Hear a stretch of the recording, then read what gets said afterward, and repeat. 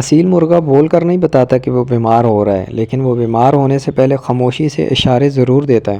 مسئلہ یہ ہے کہ زیادہ تر شوقین ان اشاروں کو یا تو پہچانتے نہیں ہیں یا اگنور کر دیتے ہیں، اور جب بیماری سامنے آتی ہے تب دوائی بھی دیر سے کام کرتی ہے۔ میرا نام عاقب ہے، میں کوئی ڈاکٹر نہیں ہوں، میں ایک شوقین ہوں جس نے اصیل مرغے رکھے ہوئے ہیں، اور میں انہی سے سیکھتا ہوں اور نقصان بھی اٹھا چکا ہوں۔ آج میں آپ کو وہ نشانیاں بتانے جا رہا ہوں جو اصیل مرغ بیمار ہونے سے پہلے دیتا ہے، تاکہ آپ دوائی سے پہلے سمجھداری استعمال کر سکیں۔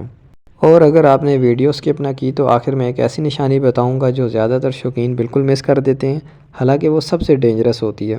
سب سے پہلی نشانی رویے میں تبدیلی ہوتی ہے۔ صحت مند اصیل الرٹ ہوتا ہے، حرکت میں رہتا ہے اور ارد گرد پر نظر رکھتا ہے، لیکن جب اصیل خاموش ہونے لگے، الگ بیٹھنے لگے یا بلا وجہ سست نظر آئے تو یہ کوئی عادت نہیں، یہ وارننگ ہوتی ہے۔ اکثر شوقین کہتے ہیں آج موڈ آف ہے، کل ٹھیک ہو جائے گا، اور یہی ایک دن بیماری کو مضبوط کر دیتا ہے۔ یاد رکھیں، بیماری پہلے رویہ بدلتی ہے، بعد میں جسم۔ دوسری نشانی دانہ اور پانی سے دلچسپی کم ہونا۔ یہ ضروری نہیں کہ اصیل بالکل کھانا چھوڑ دے، بعض دفعہ وہ دانہ تو کھاتا ہے مگر دل سے نہیں۔ وہ دانے کے پاس جائے، دو چونچے مارے اور پھر رک جائے، یہ بالکل نارمل بات نہیں ہے۔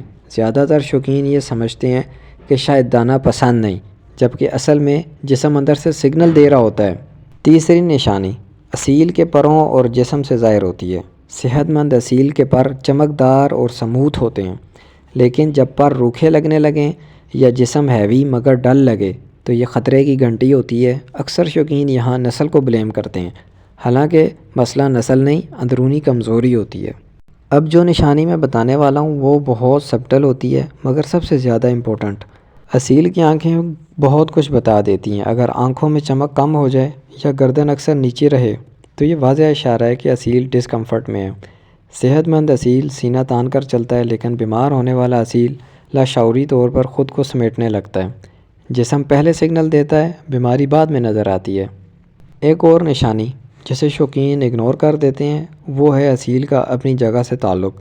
اگر اصیل کھڈے کے کسی خاص کونے میں زیادہ وقت گزارنے لگے یا صفائی کے باوجود ان ایزی نظر آئے تو سمجھ لیں کچھ غلط ہو رہا ہے۔ سب سے بڑی غلطی یہ ہوتی ہے کہ ہم ان نشانیوں کو دیکھ کر بھی ایکشن نہیں لیتے۔ ہم کہتے ہیں کہ کل دیکھیں گے، پرسوں دیکھیں گے، اور جب فیصلہ کرتے ہیں تب مسئلہ بڑھ چکا ہوتا ہے۔ اگر آپ چاہتے ہیں کہ اصیل کم بیمار ہو، خرچہ کم آئے اور دوائی آخری آپشن بنے تو ان نشانیوں کو وقت پر پہچاننا سیکھیں۔ یہ چینل اس لیے بنایا گیا ہے کہ شوقین دوائی سے پہلے سمجھداری استعمال کرے۔ اگر یہ ویڈیو آپ کو کام کی لگے تو چینل کو سبسکرائب کریں، کیونکہ آگے بھی ایسی باتیں آنے والی ہیں جو عام ویڈیوز میں نہیں ملتی۔ اپنا بہت سارا خیال رکھیں۔ اللہ حافظ۔